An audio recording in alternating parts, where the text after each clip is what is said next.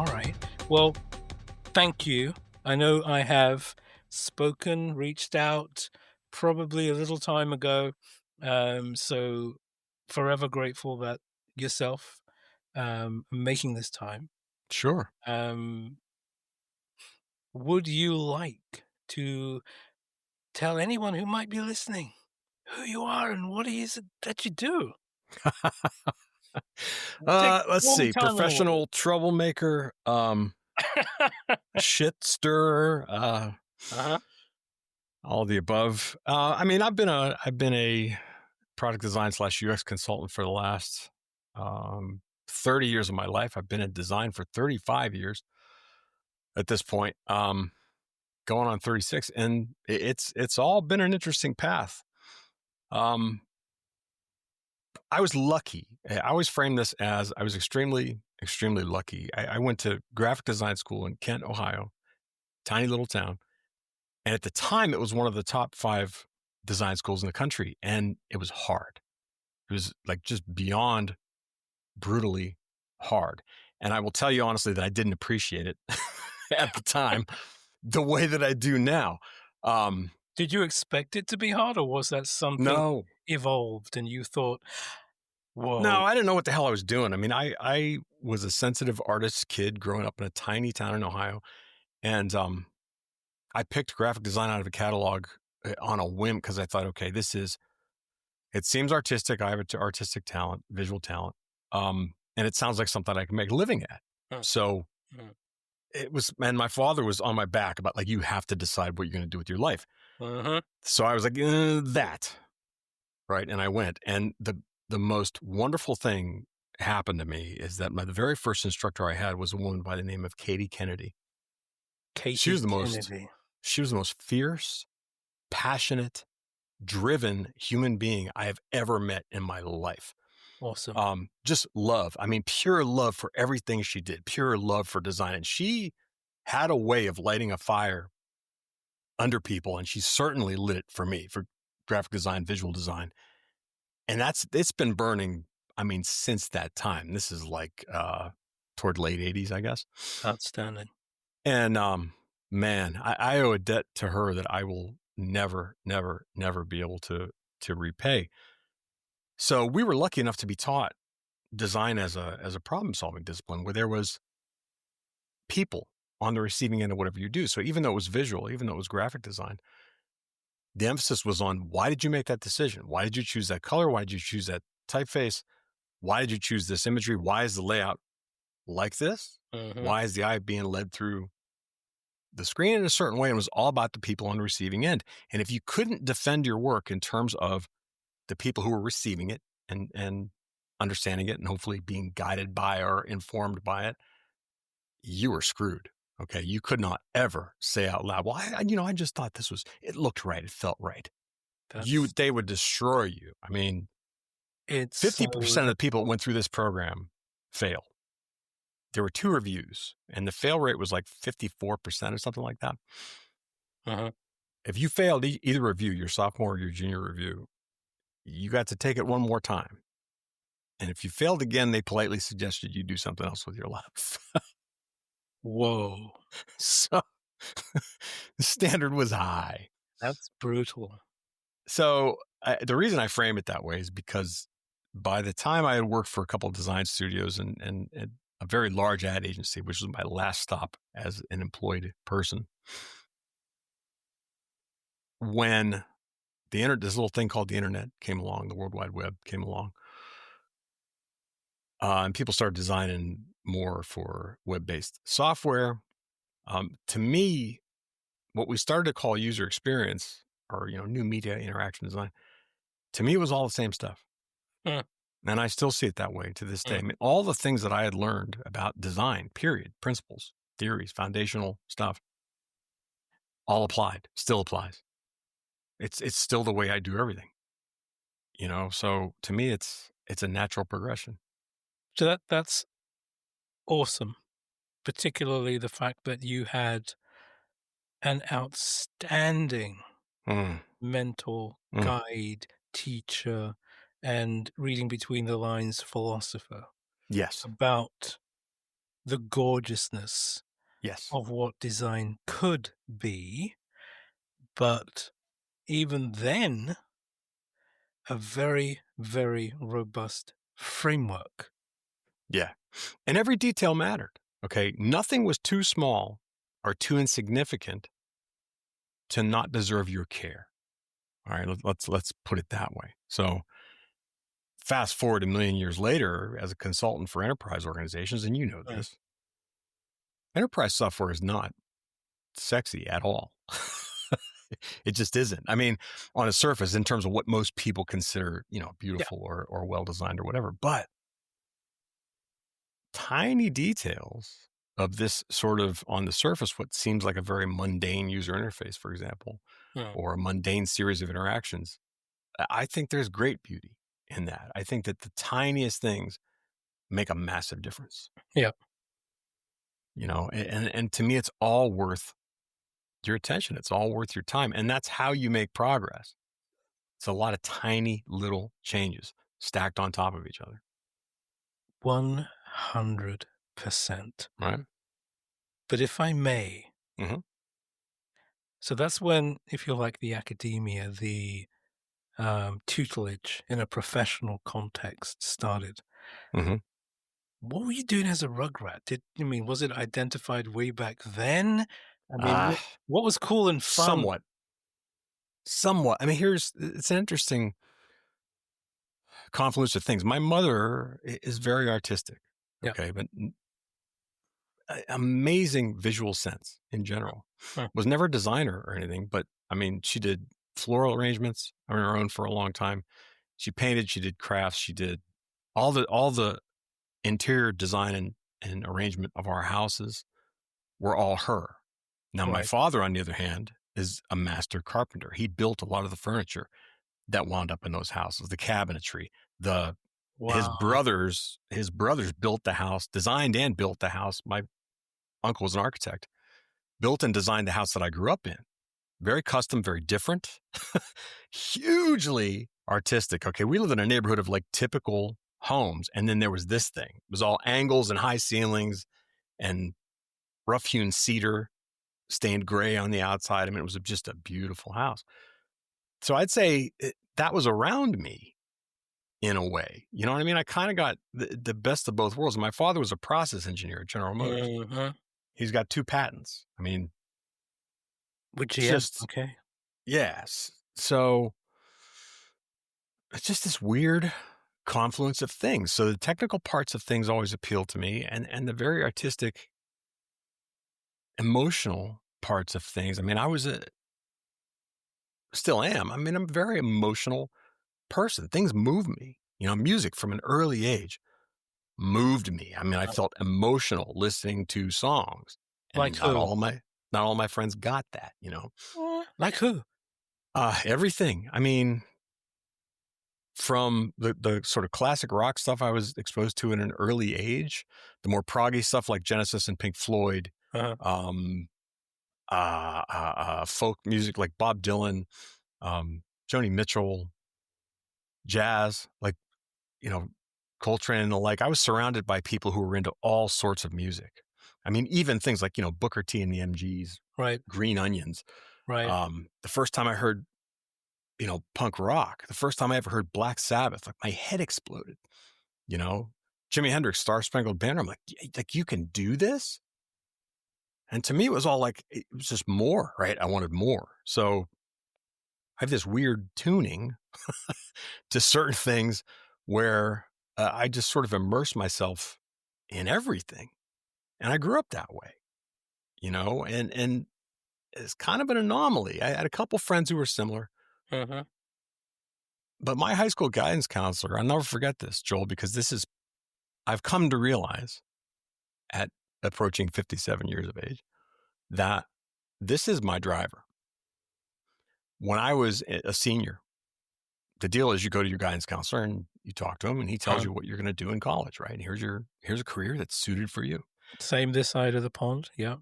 So I go talk to him like, I want to do something that's art related because I was actually doing design. I was mixing typography and imagery in my art class.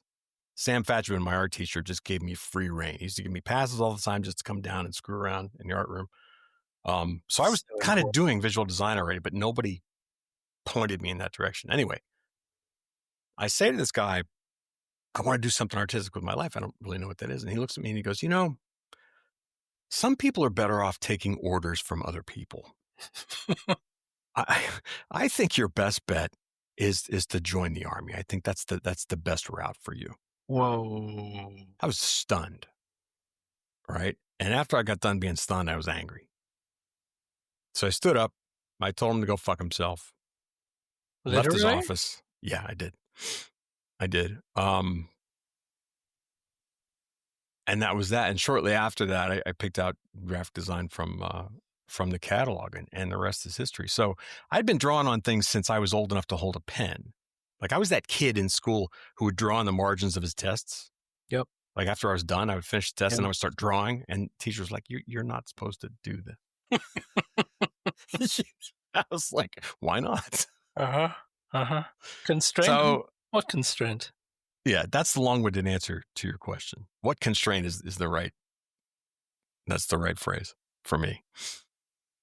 There's, I mean, wow. The more fantastic folks who I get to speak to, the standout thing is that regardless of the journey, um, we were always screwing around.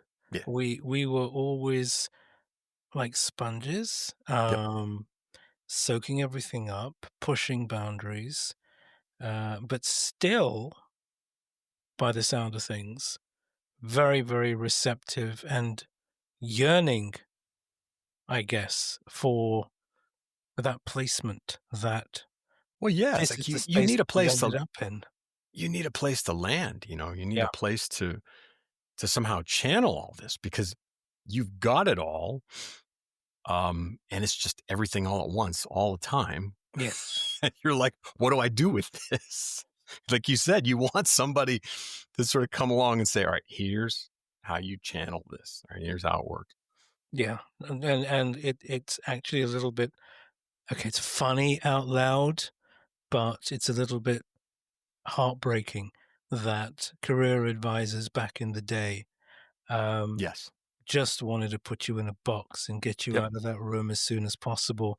I was told, yeah, you're stupidly bright. Yeah, go away and do an engineering degree and la la la la la la la. And yeah, don't listen to Mrs. Williamson. Don't listen to Mr. Hayes or Mr. Hughes, Mm-hmm. um, because yeah, you got to stop skipping physics lectures and Boy, is that familiar? going to the music room because that's the only place that you think you can hide in. But Yeah. you're that dumb. Yeah. Um, yeah, you're making a lot of noise there. Yeah.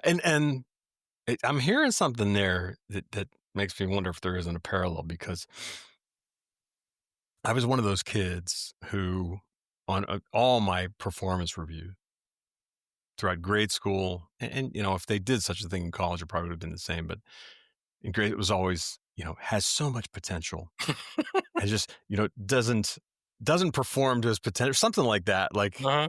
when I did standardized tests, like they were like to guess your intelligence, whatever. I always tested multiple grades above.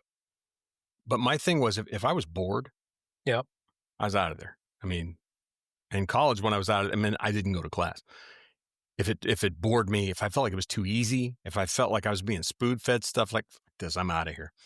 And I checked out mentally in high school classes as well. Like, I had teachers that would just sit there and read from the book in this monotone, like this. Like, what are we doing right now?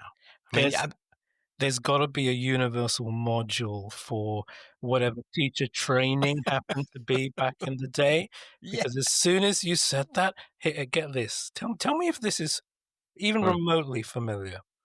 So we had Mr. Higgins, like another wonderful person, obviously, and we had the Abbotts. Everyone in the UK who did physics to any kind of credibility at high school will be familiar with Abbotts. mhm. And it was this great, big, massive, thick volume. And what he did He would write verbatim out of Abbott's Mm, onto a foil on an overhead projector. All of yep, you young folks, Google yep, is your friend. right. That's what we had to. Word for word. Yep. And it didn't take long for everyone to, this guy's just copying straight out of Abbott's. That is Mhm, it. no There teaching. is zero teaching going on here. There's zero interest in what it is that they are doing Yeah, and for what purpose, yeah. which is insane. And conversely, in my case, Mrs. Williamson, who's brilliant, um, yeah, I was quite disruptive. And so she was just like, No. You? what are you doing in my music lessons? Because it's not what I've suddenly been told by other people that, you go and hide and you're just creating all of this music on a piano. Like, I don't even know I can still remember it. She said, do you even know the difference between a crotchet and a minim or whatever? And blah, blah, blah, blah, blah, Mm, blah. And I was like, no, and you probably didn't care either. no. But it was the encouragement because she could have like just what's the word? Yeah, Used to be cancelled, right? No, she's like, sure. just do your thing. And if I didn't have that, I don't know Yeah. what would have happened. Yeah, yeah, yeah. Yeah. I mean, and that to me is lightning striking, Yeah. right? It's an important, important moment. Those people are extremely important. Like I said, I had two, Sam Fatchman, my high school art teacher, Mm. same thing.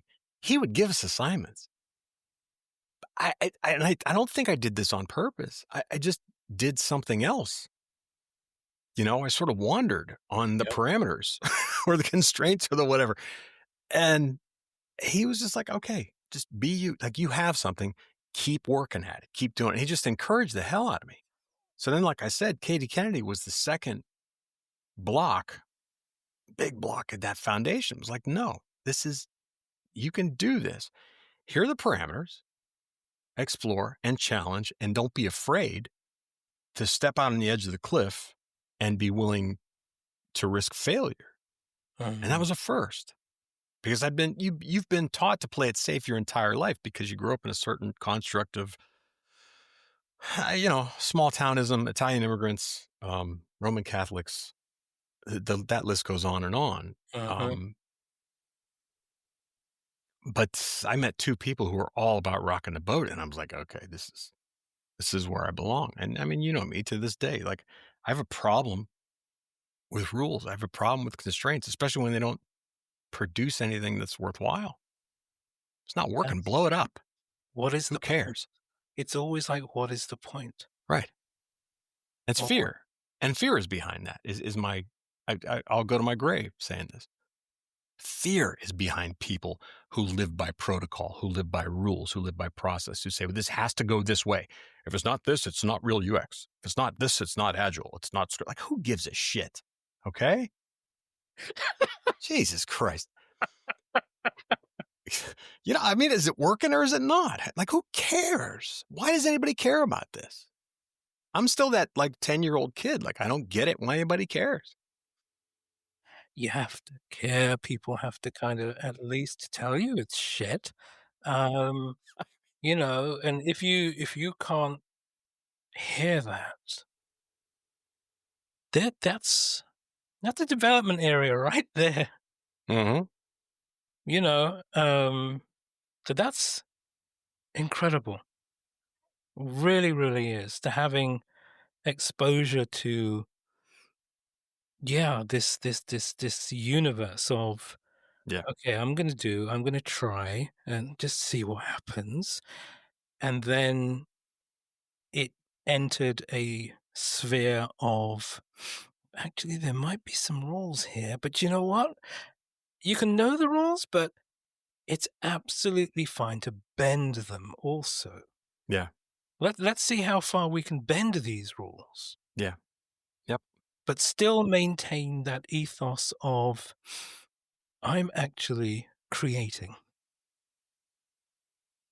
Yes. And you learn over time. And it's funny that you phrase it that way because I mean, that was the thing we were taught in design school as well, which is In order to break the rules, you have to know them first, and you have to know them extremely well. Okay, so we were held to standards, like I said. Mm. At the same time, it was weird. It was a weird double-edged sword in that you had to know the rules and the process and the standards and the constraints, and at the same time, you had to be willing to break them when it was appropriate to do so. And that to me is kind of like a metaphor for everything you're ever going to do in your life and your work is that there are going to be times when life just does what it wants. When people's emotions drive the bus, when unexpected shit happens, you're going to have to adjust. You're going to have moments where you have no choice but to throw out the rule book and say, all right, none of this has worked. We got to try something else because we're getting nowhere here and the problem's getting bigger. So I just Or it think, might have worked, and then yeah. something changes, and so there's I mean, I'm doing a lot of writing and stuff now, and which I'm loving, by the Hmm. way, this whole constant learning thing, and Yeah. I'm trying to catch up with your volume of Oh, come on. come on, it's no, seriously, it's incredible, and I'm sure I speak for everybody who's maybe listening to this. I'm so grateful. And I always try and boil stuff down, but what I came into this session with, and the bits and pieces that I've tried to get under the hood of with your content, it's like context, constraint, Hmm. consequence, Yeah. right? Yeah. And if that isn't there, or if you're not aware that you need that or a framework like that, maybe, because stuff will always change. Yes. Absolutely. Always. That's a given. I mean, you can take that to the bank. As the saying goes, it's gonna change. I mean, it's going to. And at the end of the day, it's gonna sound really self-important. But I'm listening to you, talk about exploring and writing and doing these things. At the Hmm, end of the day, you have what's true to you. And at some point you yes. have to learn to trust it. It doesn't make you arrogant. It doesn't make you a person who, well, it's I know everything, so we're going to do it my way. No, it makes you a person who is willing to be wrong. I mean, to confront something else. Like the only truth that you have is what you know, Uh-huh. right? So when I write, people are like, "Well, you write a lot." Yeah, I do because I honestly don't spend a whole lot of time overly editing myself. The thing is what it is. How I talk is how I talk. How I write is how I talk. Also, for better or worse. Um, I don't know any other way to do it. There are editors and people who know grammar Uh-huh. who will tell you the infinite detail of like why the way I write is completely atrocious. I don't care. Never But that's have. but that's Never what will. makes it yours. Right. And I think that's important. I think in every aspect of what you do in your life, personally or professionally, learning to live in that, operate from that place Yes. is really important because it will be misconstrued as arrogance or ignorance or any number of things. And you kind of have to accept that and do it anyway. Nope. Absolutely. Absolutely. So I think in today's environments, I think people are almost pre-programmed Yes. not to take risks. Everyone's pretty much risk averse. Everything is, the race to shiny, as we love to say. It's got to be Yeah. cookie cuttered. It's got to be templated. It's got to be transferable. And now we've got this, actually, in my view, this wonderful thing called artificial intelligence. But Hmm. everyone's kind of just, majority of people are just exposed to large language models, right? Chat GPT or Copilot or whatever it is. And that's apparently, that's it. You can type some verbs into a box, and something is going to spit out a string of consonants and vowels and adjectives and all the rest of it back at you, and Yeah. that's gospel, apparently. And it's so often not the case. No. And constraints are important. I think we've identified that, which is great. Sure. But there seems to be a lack of vulnerability. Yes. Amen. That's you nailed it. Nailed it. In any number of ways. That's true. In any number, because, and you said this also, being vulnerable is a risk. Uh-huh. It's risk. And the risk goes against the prescription that if I do these things, if I follow this recipe, if I follow these steps, then all will be well. It's not true. Right? I mean, give me a break. But people preach this every single day. I'm on LinkedIn every single day. People preach it, they Recipes every day. monetize it, and Bullshit. yeah, but bullshit sells, and that's good. And good luck Yeah, to them, sure. right? Right. Everyone's gonna eat. Um, Amen. you know, everybody, and that's great. But so big question, Hmm. right? Um, where where do you think this whole AI dynamic is right now, and where do you think it's heading? I think there are two sides to this coin. And I think that you only ever hear about one of them, depending on who's doing the talking, which leads to this sort of one-dimensional view of what it's like. On one hand, everybody's afraid of AI. It's going to take our jobs. Uh-huh. It's going to take this. They're not going to need people doing this work anymore. Look, again, I'm getting closer to 60. I've seen this before. I've seen that same fear before. I've seen the same fury before. Like, it's going to take our jobs. I'm telling you, I've been through this at least 6 times in the history of doing what I do.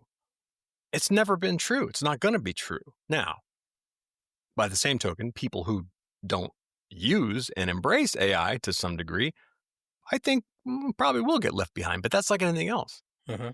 New tools, new technology, new ways of doing the thing, of putting the stuff out into the world. You do have to be cognizant of what that is and how it works. Like anything else. So on the one hand, there's fear.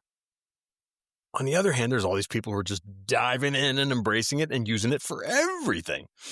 Right? This is awesome. It's the greatest thing ever. I can be creative, and I'm not really creative. Uh-huh. I think that the truth is in the middle of those two things. I personally, I use ChatGPT almost every day, but here's what I use it for. Because it is hallucinatory in a lot of ways, right? It just makes shit up quite frequently. Very much so.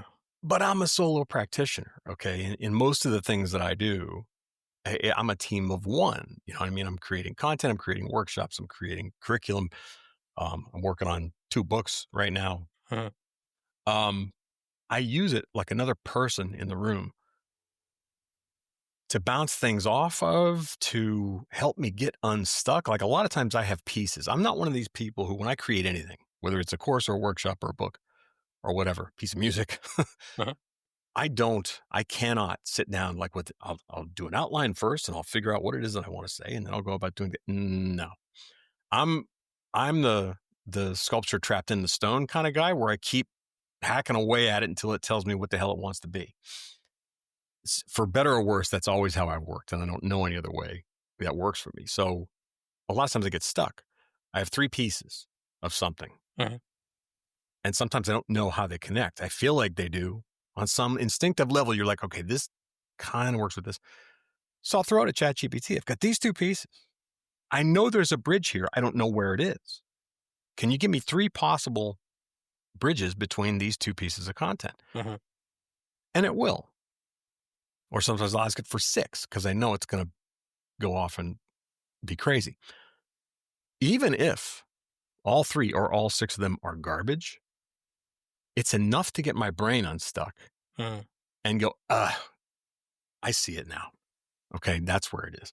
And I do this constantly, or I've got a point that I'm making and I'm like, that's not it. And I don't know why that's not it. So I got mm, two choices. mm, I could struggle with that for a week, which is the old way. Or I could, again, you throw it at the machine and say, look, I don't know what's wrong with this.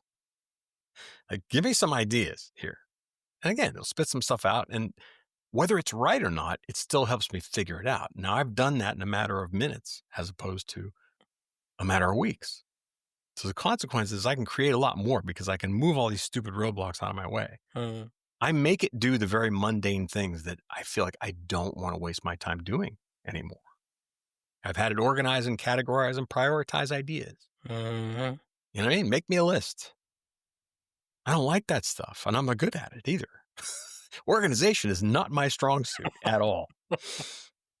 So I think to not use it is crazy. I think in a prototyping situation, for example, to not use a UI generator to say, give me 6 variations on this because I got 3 days to figure this out. mm. Right. And the brass has not given me more than 3 days. If I'm a practitioner, if I'm working on the floor, I'm working in a team, I'm a designer, UI guy, whatever, help me figure this out because I am behind the 8 ball and being forced to work with one hand tied behind my back. Help me. So to not use it is crazy. So my point is I see both things. But I think fear doesn't help anybody. You can have an eye toward making sure that it's responsible, it's not hurting people, that you're being responsible when you use it, you're being responsible when you design products Mhm, that integrate it. mhm. You can and you should be. I have an entire course about that. At the same time, you cannot bury your head in the sand and pretend it's not happening. It is. I think that's the biggest mistake. Yeah. I don't know Yeah. if I answered your question. Y y As to where it's going, I think it's gonna. I didn't answer that. It's gonna be here. It's gonna be here. It's gonna be continually embedded in the things that we do. But I really don't, Joel. I don't believe it's gonna wholesale replace people. I don't buy it. I see nothing so far that tells me that that's a thing. The people behind the thing are still driving the bus. yes. I mean, I'm getting closer, ironically, as my career still progresses, um, back to my engineering ways. I'm Mm, writing and thinking a lot more in terms of governance mhm, and those sorts of frameworks, and they're just now, within the last month, you know, the EU has started being a little bit more vocal, about mhm. some frameworks, some structures, some legalese, Yeah, terms and conditions, call them what you want to, yeah, about, how and what the AI is, how it potentially could be used, the and it's the first time I'm starting to hear from that kind of body consequence of not using this new paradigm, in a quote unquote appropriate way. yes. That's way too late. Oh, it's the genie is out of the box, or whatever phrase you want to use. I mean, it's just like the internet. Look, they've been trying to regulate quote unquote social media or the web. I mean, since its inception, and they're still 40 years behind the curve. There's no coming back to that. I agree with you. No, I think that's It's the the Wild West. engineering side of, my brain. Um, and I enjoy exploring that side, and it's great to have that juxtaposition. Um, but the more I lean into that now, I find it's scary. Sure. I think it's scary. Yeah, that folks can be very, very forthright, very passionate, about evangelizing what they think is and should and will. And again, I've said this several times, who needs another podcast? But I'm not hearing conversations like this. Maybe I'm looking in the wrong places. I don't know. But I'm just They're not. hard to find. It's very binary. It's either, Yes. okay, you're all screwed, you schmucks. You've just invested, I don't know how Yeah. many hundreds and thousands of dollars or whatever in some kind of education. And now, Gemini or Copilot or who, I whatever. don't buy that, man. No, I, I I don't. I just don't don't. buy it. I just can't. I can't, It's and it sells. They do that because it sells. but if there was, a league table of, is design screwed or is it not? You know, the top end of the table is very much, yeah, we're all screwed. We better all go and learn how to be tree surgeons because that's something that technology, can't do, and it'll still allow us to have some kind of creative avenue. I'm just like, nonsense. Yes, agreed, fully. I, again, here's my bigger thing. Mm. That conversation is such a waste of time. Such a tremendous, massive waste of emotion and energy and everything else. I see these conversations go on social media, and these long, drawn out, and 84,000 people are commenting. And, maybe people do it because it gets attention. I don't know. But what a waste of time. It's like debating what designers or product designers or UXers should call themselves. Like, who gives a shit already? Uh, Do the work, reclaim that time, reclaim that energy, reclaim that passion, and do the work. Stop Amen. debating about it. Do it. Do something. Make something happen. Make something different. Change what you don't like. Take an action, but do not spend an hour and a half talking my ear off about it. I don't give a shit. I want to do stuff. It's You know, all, that's it. Just do makes it. me crazy. You have to just do it. Whatever it is, you We're know. doomed. Okay, well, on the road to being doomed, Mm. how much work are you going to get done? I mean, how many good things can you put out into the world? How much good stuff can you do for yourself, for other people, for your family, for your employers, for your clients, for you, whoever? That- Do something. All right. It's the biggest play that you have. It's the most power that you have. I see people, we're doing a workshop Mm. this next month. Mm. Mm. It's about helping people find jobs. And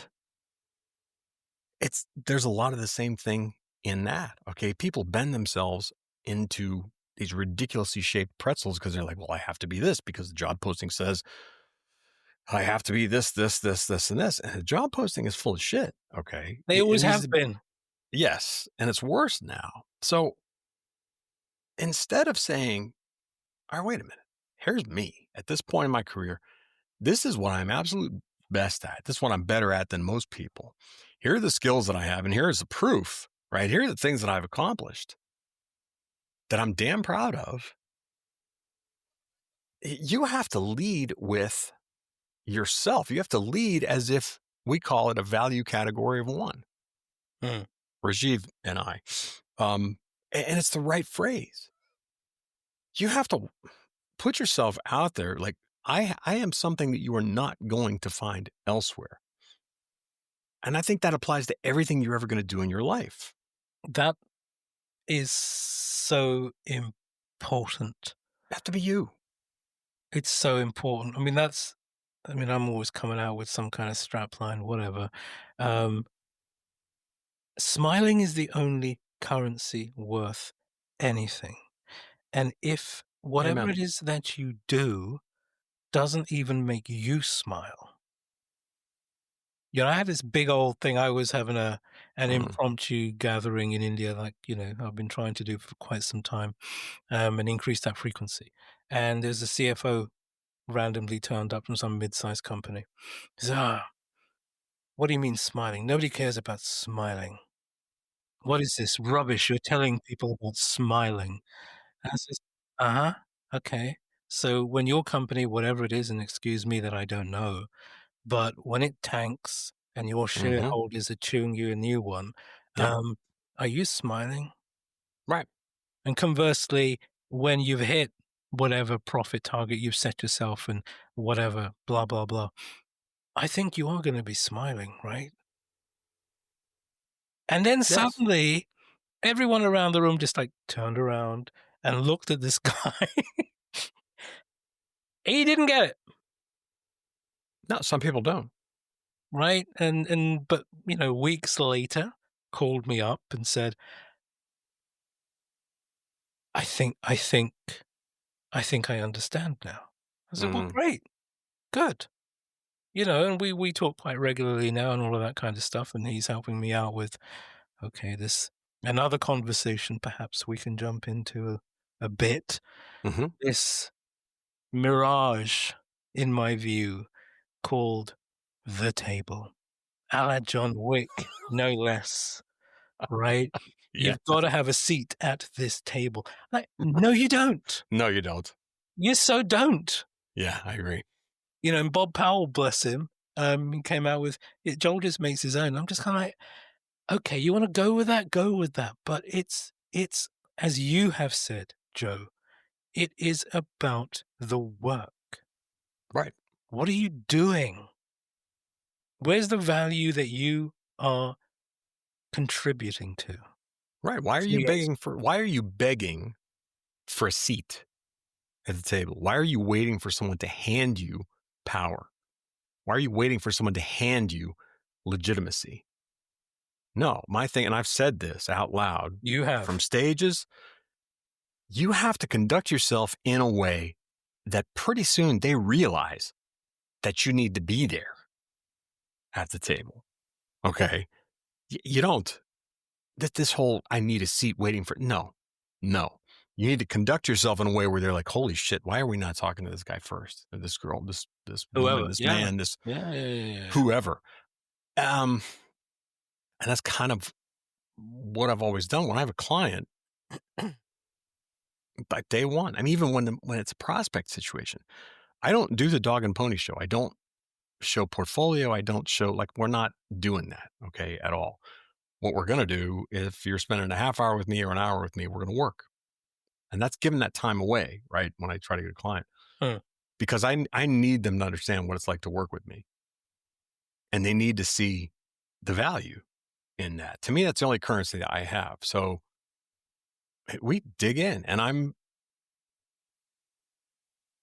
not brash in an arrogant way, but I tell the truth. You know what I mean? And I ask Yep. questions that make people uncomfortable. It's like, my job here is to help you. There's no way in hell I can do that unless I really have a sense of what the depth of this is and why it's happening. And I tell them all the time, I don't care what the reason is. Uh-huh. I don't care how politically incorrect the reason is. I don't care whether it's a good reason or a bad reason or a dumb reason, or if it's the dumbest thing. It's a political bullshit that's going on in your organization. I don't care, but I got to know what it is. If I don't know what it is, we might make some stuff look better and perform better, but your problem's not going away. Uh-huh. Your headache is not going away. So you need to be straight with me. And it rubs a lot of people the wrong way up front. I accept that. I understand it, and it's okay. But when it connects, that's the reason those people start calling you before they make decisions in other areas Uh-huh. of their business. They're like, we're thinking about doing, we want to get your 2 cents on this. Like, even if you work in house, the same can be absolutely true. You can put yourself in that position. None of this makes me better or smarter or anything than anybody else. Everybody has the same power, in my opinion, especially people in this profession. You're cut from a different cloth from word go. Okay. You have the ability to see things and synthesize things that other people don't. That's a fact. It's a fact. So all you have to do is do it. You have to not be afraid to exercise that power and start weighing in on things and start asking harder questions and start in a very polite way, in a way that says, I'm doing this because I want to be responsible with the responsibility you've given me. Okay. I'm not doing my job if I don't tell you the truth. You start doing that, and pretty soon, instead of you asking for, oh, please let me sit at your table, they come and get you. They're like, we're having this conversation tomorrow about X, Y, and Z. Would you mind sitting in? I'd like to get your take. Uh-huh. That's where you want to be. Absolutely. So if you don't have a seat at the table right now, who cares? Conduct yourself in a way where sooner or later they realize you need to be there. But I think this convergence with the velocity that artificial intelligence gives is such a massive opportunity Hmm. to experiment and Yeah. to ask these sorts of questions, you know, with that space that you need in order to ask those questions, because it's still new relatively. You you know, there's never in a situation where I think anyone can't say, well, what if? Right. That's right. Absolutely right. For the last 15 years, maybe a little bit more, everyone has been, particularly in agency land, which is where I started properly, Hmm. right? Hmm. Um, yeah, it's just okay. How can we convince whoever the client's supply, whoever that customer is? How can we convince them that we're on their page and we can do what we think they need to Hmm. do, Hmm. and then just get the hell out of Dodge because it's all just about the coin and the velocity of delivering just enough. And I can't abide this just enough nonsense, right? Where it is Me either. the only success criteria. Yeah, but we got it out, and yeah, but we delivered this, and Yeah, yeah, but it was shit. it's an MVP. Yeah, but yeah, all you're doing is you are curating technical debt, you absolute bozos. Hmm. Just spend, and it doesn't have to be an inordinate amount of time. You don't save up all of your questions until, you know, sprint 38 or whatever. Right. What's the point of a retrospective, for example? Okay, well, that's nice, that's great, but what if? Hmm. Yeah, and I find that those team leads, and even worse, you know, folks who are supposed to be looking after design people, it's kind of sometimes they come with zero oxygen. Hmm. You are going to do it like this. Right. And don't even look at this the wrong way, And that's because fear. then because then you're history. And you won't I'm not gonna throw you a bone again because you're not following what I have deemed. And Right. that, for me anyway, it's a consequence. Okay, broadly speaking, it's poor leadership. Yes. But in my experience, and I'm interested to know, you know, what your view, observations are on what I'm about to say. Design folk need experienced design leaders, Yes. right? Because design leaders who are experienced, who have bled, who have done the trenches, done the graft, done all of that, and still want to do that, and Yes. still want to learn, and still want to share that knowledge. I'm sorry, a senior BA, somebody from some other neck of the woods, a old school project program manager, they're not going to help those designers in the same way. I agree. I agree completely. And it has to be, I mean, not only that, it has to be someone who hasn't given up. Yep. All right. It has to be someone who has sort of survived, transcended all the nonsense that goes on inside a corporate organization. Because I've said this many times as well.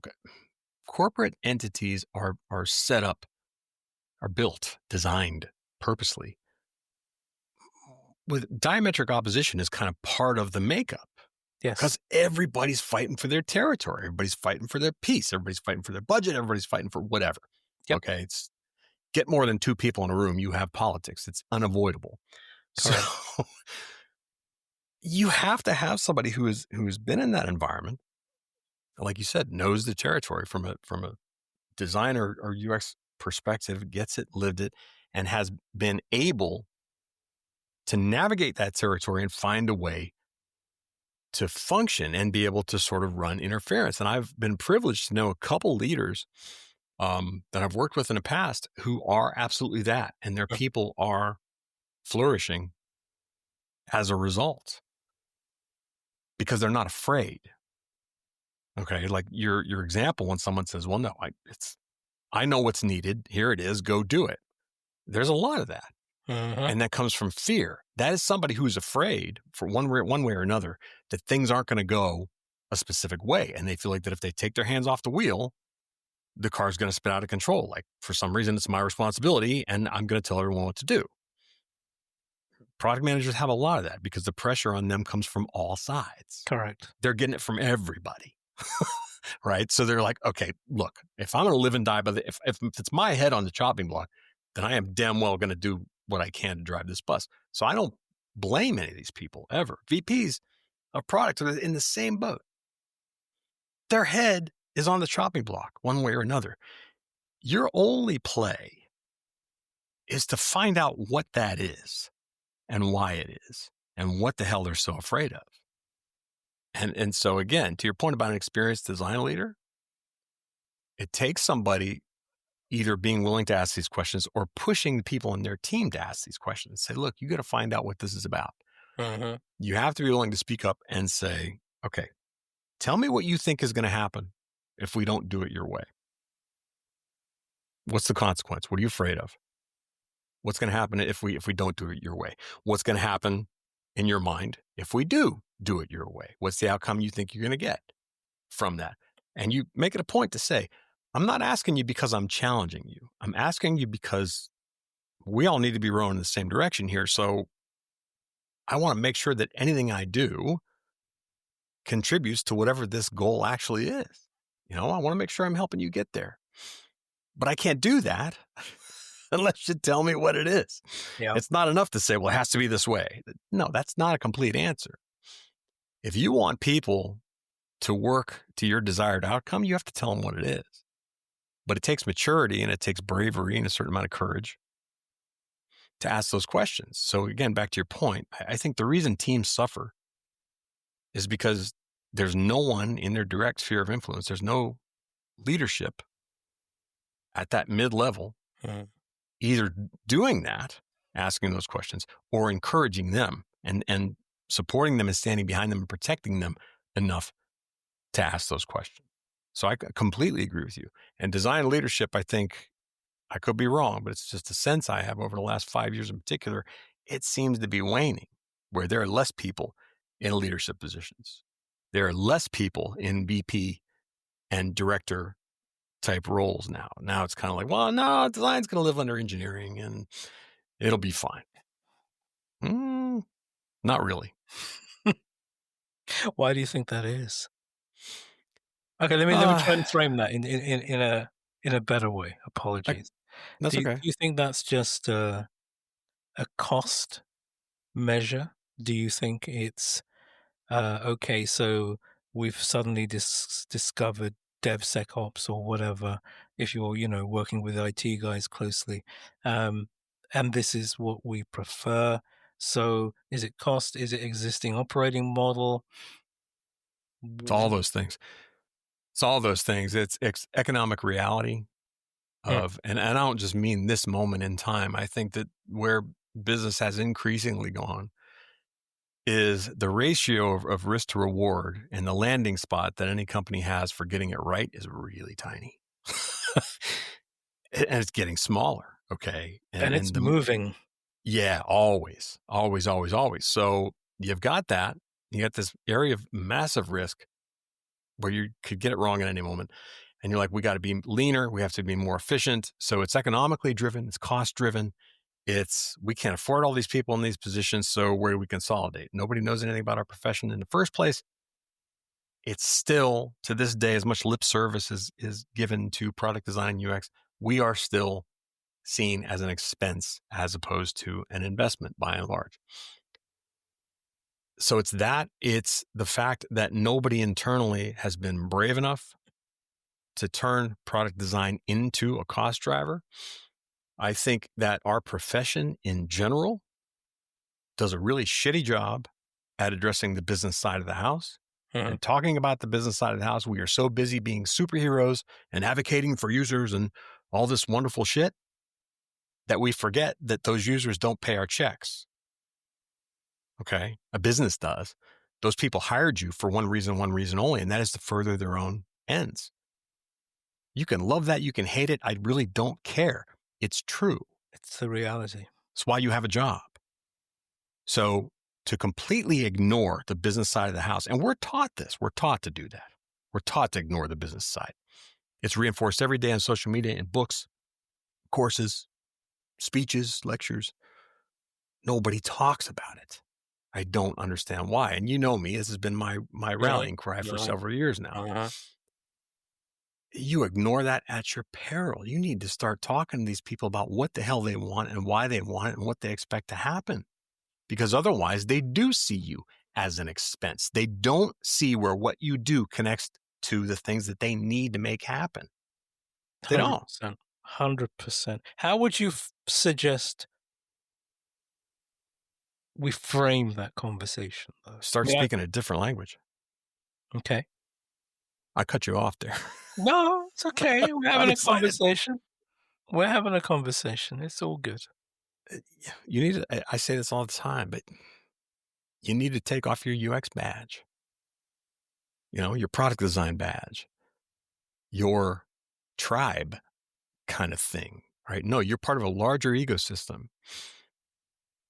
You need to start speaking to the larger picture, all of it. If Mhm. you don't know how your company makes money, truly, if you don't know where their highest profit margins are, for example, you need to find out.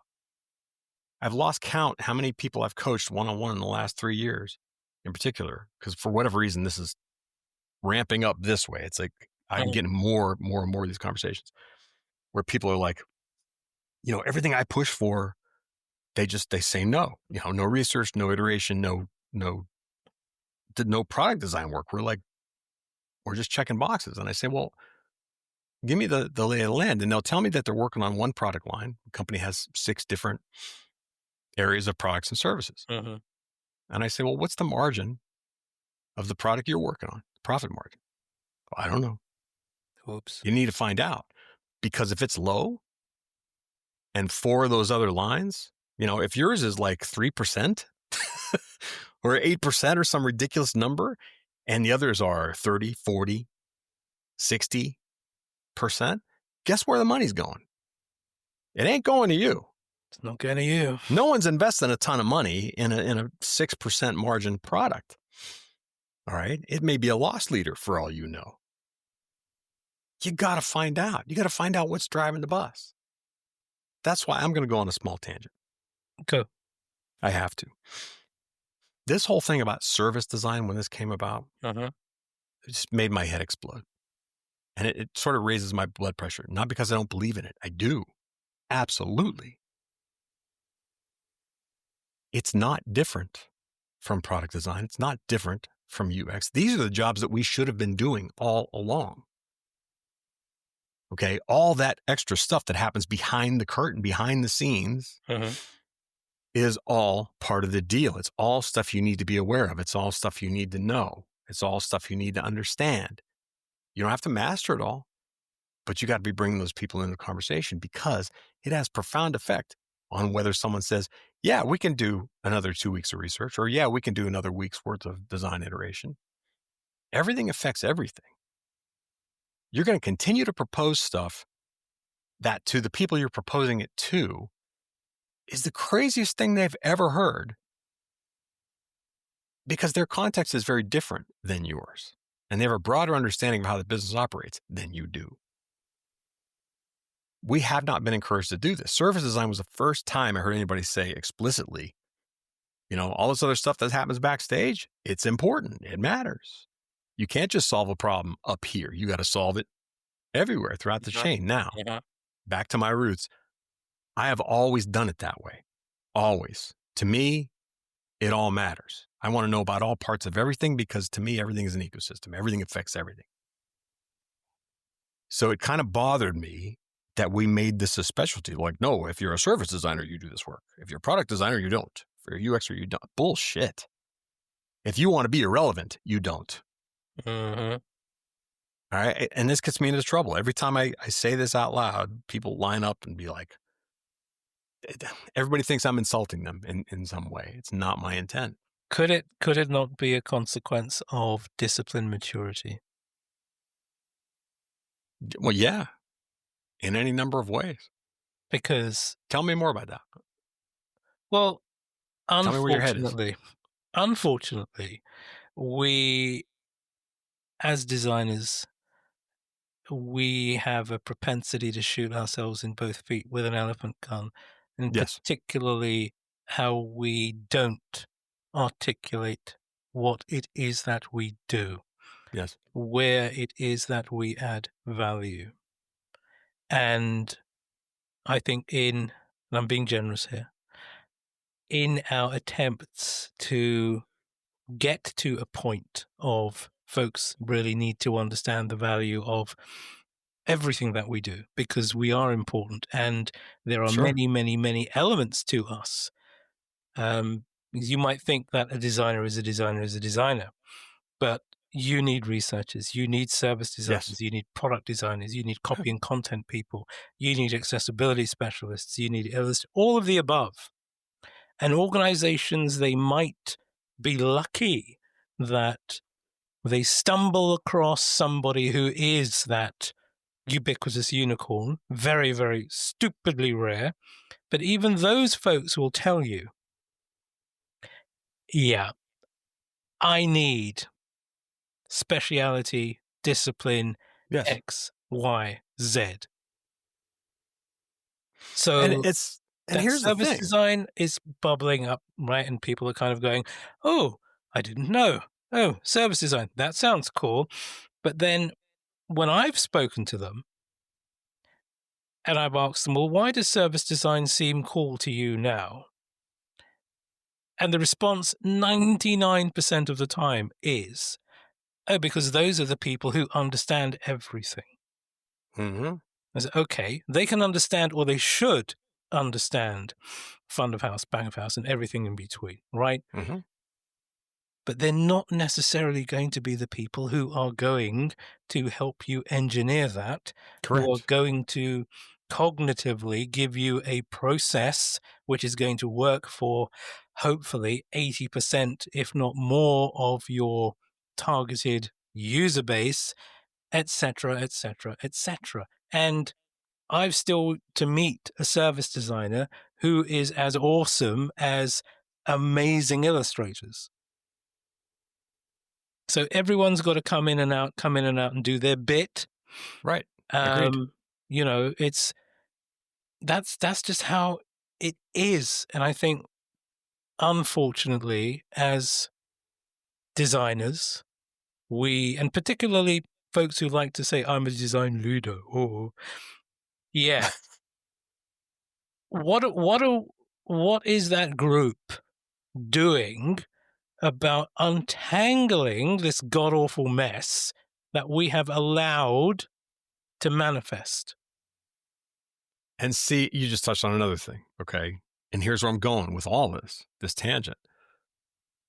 I believe in leadership, not from a sense of that's your position. Mm.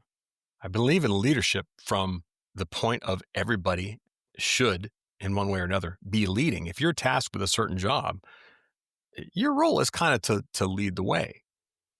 So, to your point,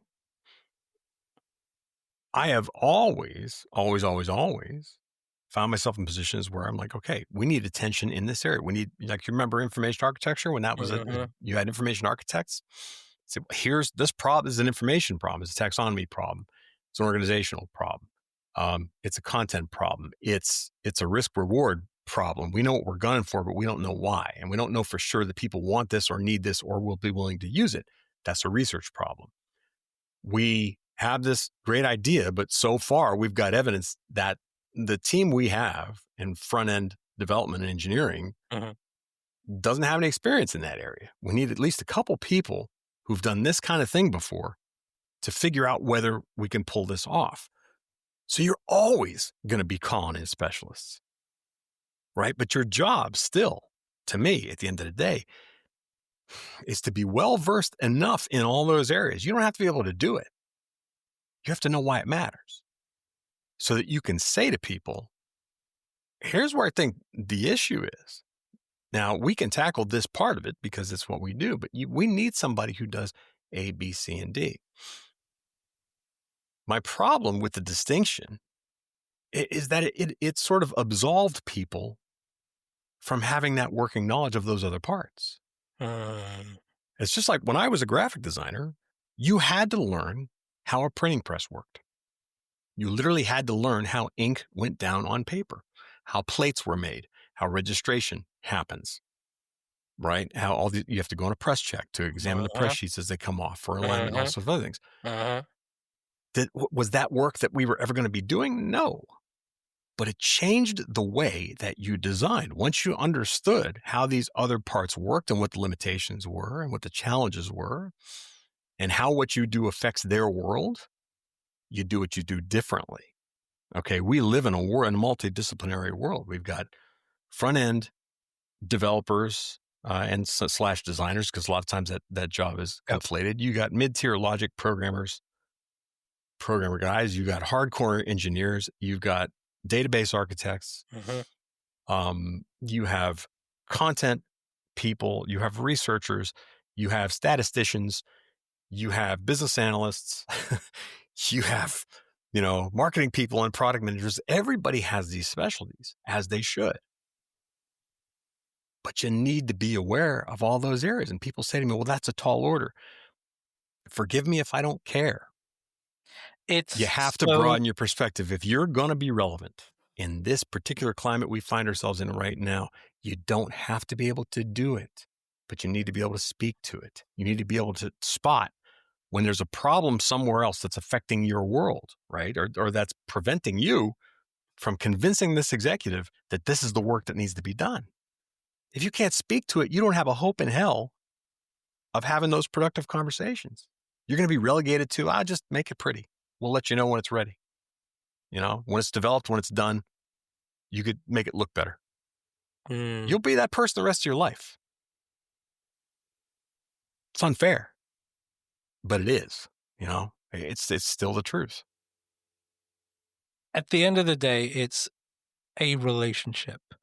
Yeah. And either you're going to be participating in a dysfunctional relationship, or you're going to be contributing to a productive relationship.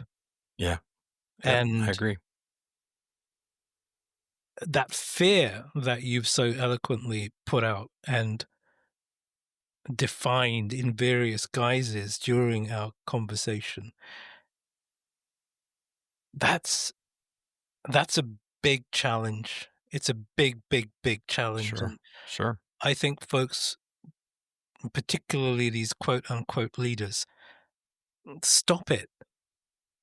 When was the last time someone who is a leader was literally sat with a junior practitioner, somebody straight out of school, and just had a conversation with them? Not necessarily about the stuff that they're doing. Because if you can't communicate across these hierarchies, no one is going to want to talk to you. That's right. No one is going to then, if we go to that traditional CX lens, if you like. Yeah. Perfect. Engagement, operability, support. You're not going to get engagement unless you have awareness. You're not going to get operability until everything else is done there. And it's nuts. And this is what I'm finding. So that's kind of at a micro level. If I do it at the macro level, organizations, I think, really need to look internally, perhaps, and say, well, actually, marketing, HR, finance, IT, those are all products. Yes. Amen. And who who has everyone employed since products became folklore to actually build these things called products, right? It's Hmm. the design folk, Right. right? The product designers who, with all of these multi different disciplines. So, why is it taking such a massive leap of faith for some people in positions of authority to just say, our organization with these different silos, I'm using that word deliberately, but these different departments, It was rolling around in my head. I'm glad you said it because that's part of the problem. Amen. right? Why are they not just suddenly saying, these are just products? They get allocated a budget based upon whatever pitch that they did.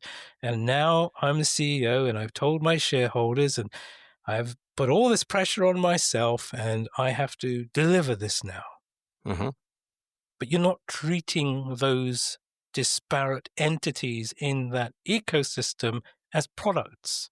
Yeah. Because where are the design folk who are helping finance, who are helping HR? Because it's the design folks who are building products for your company. They do this in their sleep. That's right. Day one. Okay. Whenever I start with a new client, my only requirement, that's how I'm getting paid, is on day one, did the day one session has to Yeah. have representation from every department in the company, every department. And they're like, well, no, we don't do that. Nobody's ever done that. I'm like, I know that, but we're doing it. Uh-huh. Or we're not doing this at all. Okay. That's kind of my thing. And I say it much more kindly and politely than that. It's a thing because everybody, all those people have a stake in the sand here, whether you think they do or not. And all those places have different ideas about how they think things happen, about where they think the problems are, about what they think needs to change. And all those things will either support, bolster, encourage, or discourage, stop, throw wrenches in the work that you're doing afterward. So if people have issues, it's got to come out. Like I want everybody's everything on the table at the outset. I need to know what I'm dealing with. Again, can I live in all those worlds and do all that work in all those areas? Hell no. But I need to know who I need. Uh-huh. Okay. Once we get past that point, to your example about silos, now that I've met all these people, I'm pulling people in and out. If I'm there for 3 weeks, we're doing it. If I'm there for 6 months, we're doing it. I'm pulling people in and out all the time from different places. Uh-huh. Just you're listening, you're hearing where something stops cold.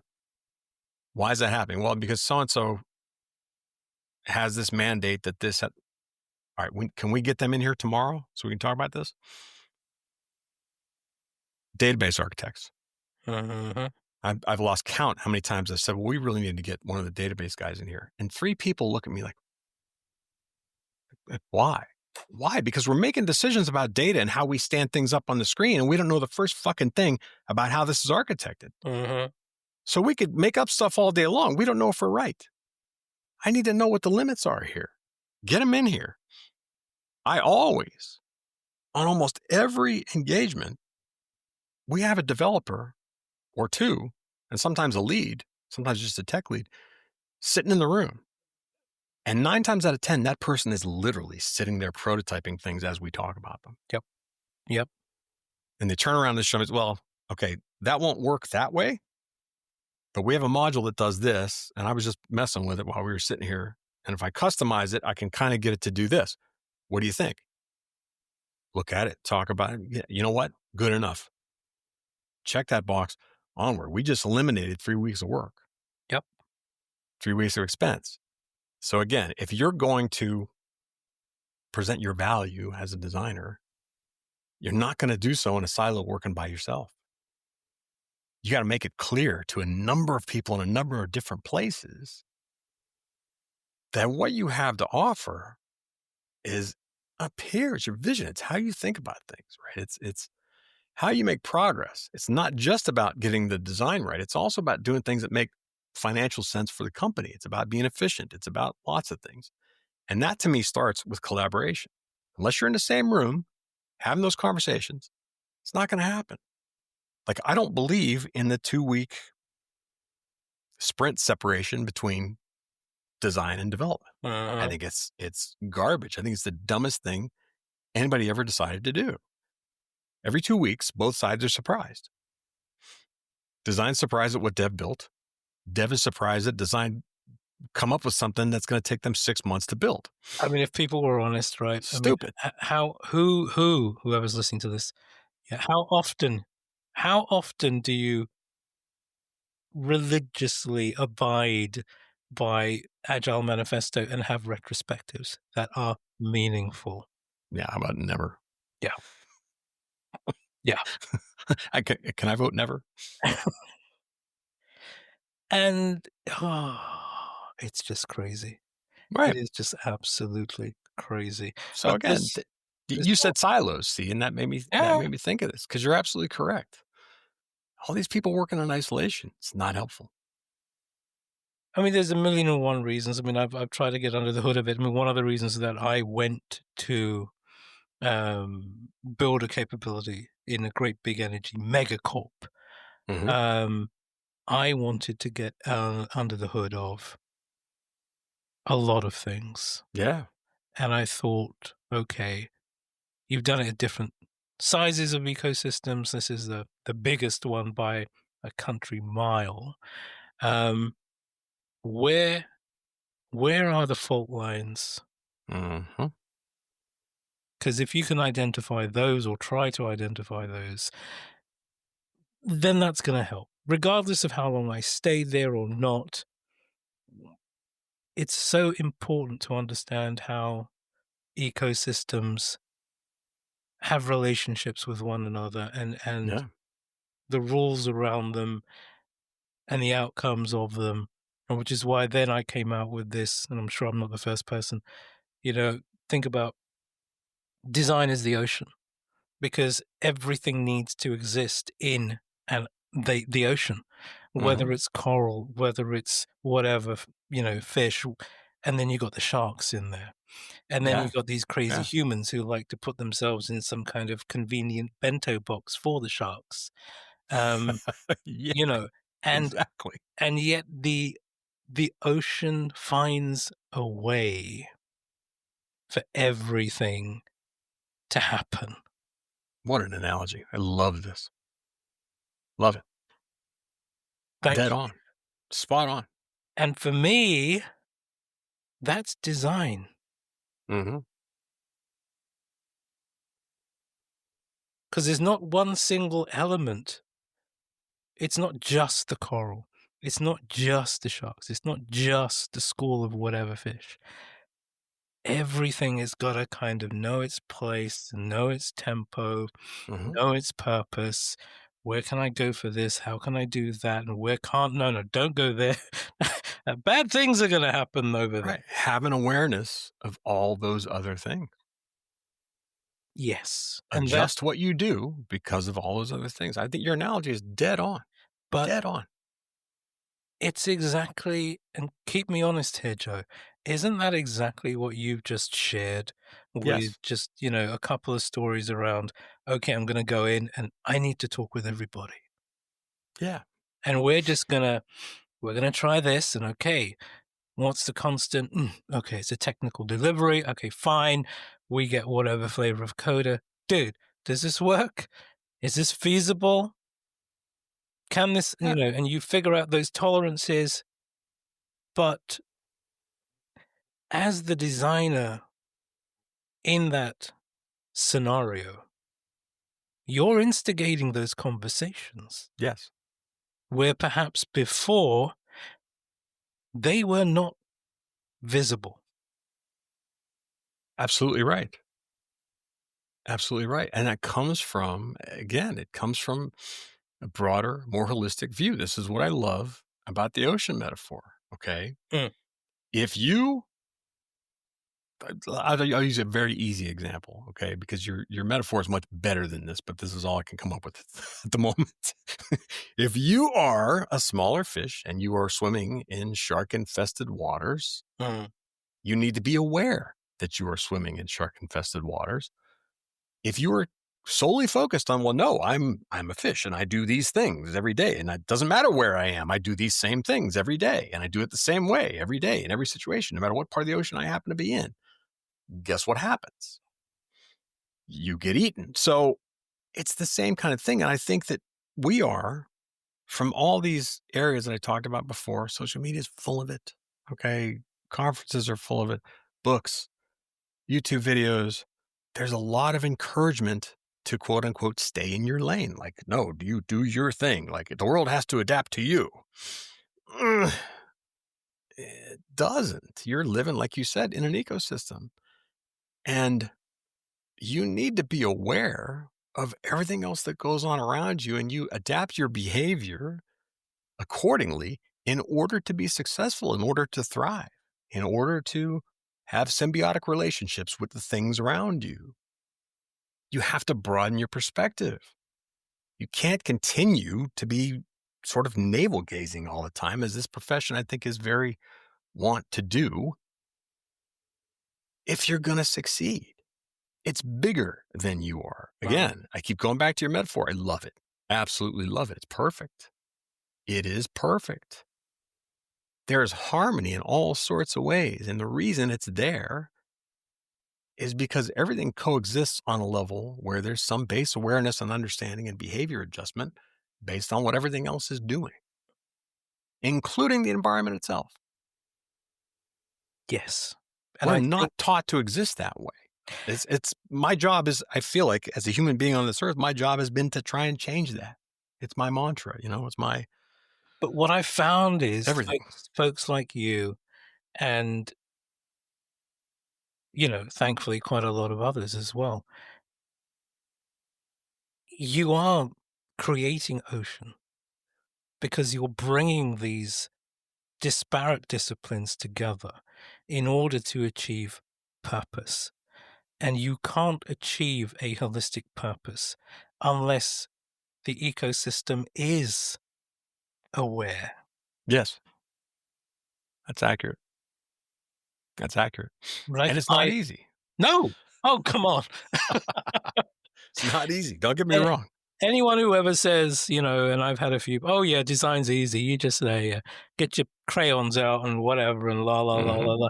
Yeah, good luck with that, sunshine. No, it I mean, is people have hard. asked me like, "Oh, so what do you do when, someone won't join in? What do you do when someone won't collaborate? What do you do when someone won't give you the answers?" There are gonna be those moments, right? And some 100%. I mean, some mountains will not move. I've said this before, and I'm not ashamed to repeat it. I left HSBC because of that, Yeah. right? It's like, okay, you're in charge. Okay, great. And 18 months later, the needle wasn't moving. Uh, I'm out of here, right? And it wasn't because I had a job to go to. I did not, Yeah. but I'm not. It's just, I don't know. Maybe it's because of my history and whatever. It's just, you know what? Nah. Well, you're being true to what and who you are, and if you wanna talk about career longevity of any kind, I think that the key ingredient is to be delivering value to some degree in a sustained way. And when you're in an environment where you can't do that, that in some cases is more detrimental uh, than not having being between jobs. Um, you got to pick and choose, right? Bills have to be paid. Bills don't care uh, about whether you're I love that. providing value or not. I love that. Bills don't care. No, they don't. I mean, I've been self-employed the majority of my life. There was one point, and my wife is too. There was one point in history way back when we looked at each other and we were like, okay, if this doesn't change in the next, I don't know, 4 weeks, maybe, we're going to have to get jobs. And the we're going to have to get jobs wasn't we're going to have to find good paying jobs in our chosen profession. It's Mm. we're going to have to get jobs. If that's a job saying, where do you want these rocks moved? Or would you like fries with that? Or, I mean, you got to get a job, right? Life doesn't care what you want. At the same time, I feel like the only way you have longevity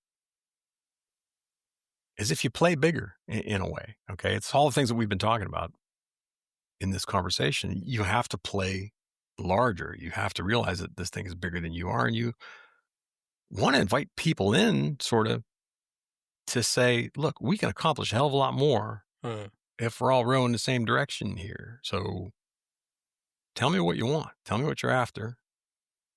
And I'm telling you, I can figure out how to get it. I talk to research people all the time who are frustrated because they're like, well, they asked me to do this research and they asked me to do reports. And I do my presentation and people tune out immediately. They're like, they ask me to do all this stuff and then they don't care about it or they ignore it. And I say, well, tell me how you're doing that. Tell me how do you present? How do you set up a report? What's the content? And it's the same kind of thing where you're taught and the way that you think you're supposed to do it from academia on down teaches, that the rigor is important, that the framing and the structure, and here's how we were responsible about what we went about doing. Here's how we know these numbers are trustworthy. And they start getting into process and all this stuff. And the truth is that those people you're talking to don't care about any of that as much as you do. They care about, like, can I trust the results? That's a thing. But Mhm. no one wants a half-hour dissertation on why they can trust the results. They just want you to tell them, I'm not going to get you into legal trouble here. The biggest thing is you got to lead with, here's what this means for us. Here's what we learned. Here's what I think we should do. Here are the bets what we should place. Here are the bets we shouldn't place because the risk is high. Like, you need to speak to the things that the business people in those rooms give a shit about. No 100%. one wants to be educated about the research process. They don't care. Nope. Nope. They'll tell you, this is where you have to read people. They'll tell you that they want all that rigor and stuff, but it's in the back. Okay. That's why we have You a lead face. with the end of the story. And if they want more, you give them more. But if they don't, because in 98% of the cases, they don't, they just want to know, like, what are we doing? Why are we doing it? How does this let me breathe a little easier? So I've true. often positioned things this way to executives who are stubborn. Like, look, you and I both know that you're placing this bet with or without me. Okay. You're going to do what you're going to do. All I'm telling you is that I can greatly minimize the risk that you're going to lose your shirt when you do so. All right. I need a couple days to make that happen. I don't think that's too much in terms of the risk that you're staring down right now. Yep. And then the conversation changes. But notice, I'm not talking about research. I'm not talking about best practice UX. I'm not talking about anything. I'm acknowledging reality. You and I both know you're going to do this with or without me. Okay. So let's stop pretending that this is anything but.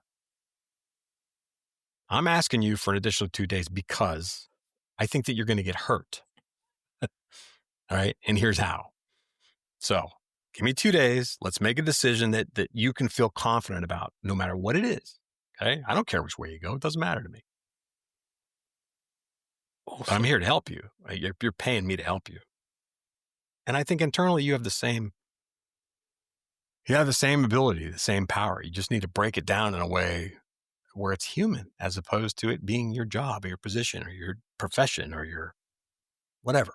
It's a I don't know if I'm making relationship. sense. No, you are to me, right? Okay, good. And I guess I'll hear about it. If I'm Unlikely, not, unlikely that, yeah, folks who are listening maybe to what this the hell was he not talking getting. about? Nah, it's like I said, everything. It's fundamentally a relationship, right? Um, Yes, that is it. people. Understand what the need is. And okay, we're oversimplifying. I am oversimplifying this, but if you don't understand ultimately what the need is, you are not going to get to the right outcome, That's correct. right? If we wanted to know, I'm just like making this off the top of my head now. If we wanted to know, okay, who does the best cookies in the world, right? Okay, grandma does the best cookies in the world. Okay, fine, great. I don't want to know anything other than where I need to go to get the best cookies in the world. Just tell me Correct. why. Don't Right. tell me about the research, how many shops you've gone to, how many grandmas you've interrogated, what parameters you used, what kind of, heuristic evaluation you modeled, blah, blah, blah, whatever, quality. Go to hell. If I'm interested, I might read it if I'm suffering from insomnia one time or not. Right. But That's right. all I need to know, cookies, awesome, where? Yeah. And see, that's the thing. We suffer from this thing where we want everybody to care as much as we do about all this minutia. They don't have to. You have to do a good job. You know that, right? I mean, to be a good researcher, you have to care about all those details. That's kind of a thing, to be a good designer. There's a whole lot you have to care about. Uh, Everybody else doesn't. It this doesn't is have to matter to them at all this is what freaks me out about tooling, in any way. right? For Yeah. example, Yeah. tooling. I know where you're going. Yeah. You gotta be, yeah, a Figma guru, whatever nonsense, bullshit, right? Oh, It's like, tools. Give me a break. can I create this thing which is gonna articulate whatever it is I want to articulate so you can see it and you'll get it? Okay, To thank this you very day, Joel, much. there's only one tool I use. It's a whiteboard and markers. That's it. There you go. It's all You it know, ever will be. all of these job that, folks who I'm mentoring, yeah, I need to know this tool. I need to know. You could learn a tool in a week. I mean, Exactly. there's 8 gazillion free tutorials. Same thing. I get people who are freaked out. Like, I've never used Figma. Okay, what have you used? Well, I've used Sketch. I've used Axure. I've used Photoshop. Like anybody. Here's my thing. Mm, It's going to piss people off. I'm going to say it anyway. Anybody can learn software. Okay. Some people are more natural at it than others. Some people are faster and more expedient, and some people are better at it than others. But it is not your mastery of software is not what is going to make or break your career at any given point in time, ever, not ever. doesn't define you. It means nothing. In the grand scheme of things, it means very, very, very little. It's a box to check. All right. You can learn the software. It's the last thing you should be worried about. The 'Cause decisions you make with the software matter a hell of a lot more. I've had so many, and it breaks my heart, so many kids who have been rejected for roles Yeah. Yeah. and because they listened to me, and then they reapplied for the same damn roles, but they put in their specific keywords, and then they progressed to the next iteration. And you just kinda, that's so fucked up. Oh, But yeah. it's the process, and okay, you got to abide by that. It's the structure that we have right now, but it's incredibly frustrating. Well, you can break it too, though. I mean, Agreed. those patterns can be broken when you figure out what that job listing is really saying. Different story. Like I had someone who's an experienced researcher. She's like, I'm looking at these roles, and they all say between 5 to 7 years, and I have like 15, 16 years. So I can't even apply for these positions. I said, it's not true. Here's what you have to realize: they're looking for somebody who they can pay a salary for someone who has 5 to 7 years of experience. Uh, Does not mean that's what they want. It means they have budgetary constraints, but you would be surprised how fast those parameters change when they see someone who has demonstrated, well, I've helped these other organizations be or do or have these things. Direct result of my work. Okay. Especially when those things are about profit or cost savings. You can't take that as gospel. All right. It's out there because they're hoping. That's a wish. uh, That's a wish made physical, right? We're hoping that we can get someone who has 20 years experience for the salary of someone who has 5 to 7 years of experience. It's deciphering, instead of just accepting this parameter of like, well, no, I can't do this because they want these things. They don't really.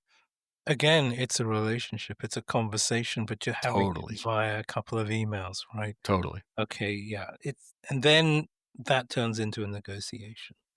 Yeah. Yeah, get there later. Awesome. Joe, how are we doing? Is I this don't know. is is this a reasonable conversation we're having? It's fantastic. I think Thank this is all, I mean, seriously, not just because I'm involved in it. I mean, I think these things don't get enough airtime. All right. They really don't. And they should. thank All you. this other, all this other stuff, it gets a hell of a lot of attention. There is too much talk about process and tooling and design specific stuff and product specific stuff. It's bigger than that. It's all bigger than that. And all the moving parts and all the things that are going to hurt or help you in your career are much bigger than that. Mhm. And not enough people are talking about any of those things. So I appreciate the conversation very much. And I'm thrilled to be a part of it. That's incredibly kind. Thank you. Thank you, thank you, thank you. You're Closing welcome. closing words, sir. The floor is yours. Anything at all, and take your time. Don't think, "Okay, yeah, 5" No. What's the future for you, maybe? Um, where would you like to see of this thing called design go, maybe, right? Yeah. Whatever. Over to you. I mean, I think for me, it's a continuation of this path I've been on for a long time. Something happened to me about halfway through my career, and I remember it because I was in a meeting Mm, with a product team, and there's some executives in the room as well. But there was a shift in the work that I did it went from being about, okay, I'm here to help this company improve this product or improve this service or whatever. It changed from that to, this is about the people in this room. What I care more about is unblocking the people in this room to do better work, to be more effective, to be more impactful, to collaborate better, to do any of a number of things. So my focus sort of shifted, right? It became about practitioners. Now, I've never stopped doing consulting work for products and services, mm, but I think the biggest obstacles, the reason products suck, is not because you don't have designers that know what they're doing, you don't have UXers that know what they're doing, you don't have developers that know what they're doing. A lot of these people are wildly competent. Some of them are just amazing at every level. I've met engineers whose brains are just beyond impressive to me, where I spend a week going, man, I wish I could look at the world like this guy does. You know, yeah, um, yes. the roadblocks, the things that create products that suck are all the things we've talked about. It's interpersonal relationships, it's politics, it's a lack of understanding of how the other side of anything works. These are people problems. So Mm, where I focus the majority of my work, even when I'm working directly with clients, it's about those people. It's always about those people. The path to better in every place is about people, right? So it's why I do consulting. It's why I write books. It's why I do the UX 365 Academy with online courses. It's why I do workshops. It's why I stand on stages and preach to people. It's why I do things like this. It is all about the larger, and again, to steal your analogy, it's about the ocean. Okay. It's about an acknowledgement that we are all in this together. And my firm belief, Joel, that it doesn't have to be this damn hard. mhm, Doesn't. Okay. It doesn't have to be this frustrating. It doesn't have to be this oppositional. It doesn't have to be this stressful. It doesn't have to be confrontational. My life and the work that I've done, the people I've done it with, are living proof of that. So if anything, as my career continues, as long as I'm allowed to continue breathing air, that's always going to be the focus. It's how can I how can I help? yeah, Right? And how can we collectively help? We're all in this together. And amen, that to John. me is always going to be the mission. Love it. Absolutely love that. It's been amazing. This just thank you. Thank you so much. I know how incredibly busy you are, and rightly so. Um, the value of just sharing small amount of time with you. It's um it's incredible. Just Well, thank you. I appreciate that, and that goes in the same direction as well. Okay, because I'm going to tell you, most people who had asked me to do something like this, the answer would have been, "Well, I can do it in about 3 months." But you were the one asking. So I'm like, absolutely. Any chance to talk to Joel? Absolutely. I'm there. I'm there. I respect you greatly, and I think you know that. You're the real deal all day long, and I'm honored to be here. Just thank you. I'm yeah, that's huge.